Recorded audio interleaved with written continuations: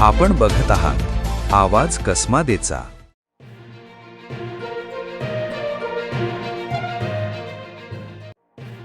कळवण तालुक्यात सुरू असलेल्या मुसळधार पावसामुळे चनकापूर धरण परिसरात प्रशासनाने सतर्कतेचा इशारा दिला आहे।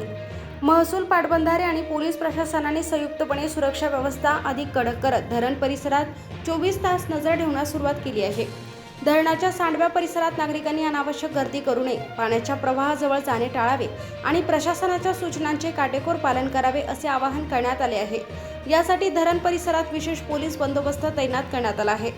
सोमवारपासून मंगळवारी दुपारपर्यंत धरण क्षेत्रात 175 मिलीमीटर पावसाची नोंद झाली। 1234 MCM जलसाठा उपलब्ध आहे। सुरक्षिततेच्या दृष्टीने धरणातून 2846 क्युसेक वेगाने नियोजनबद्ध पाण्याचा विसर्ग सुरू असून त्यावर संबंधित विभागाचे सातत्याने लक्ष आहे।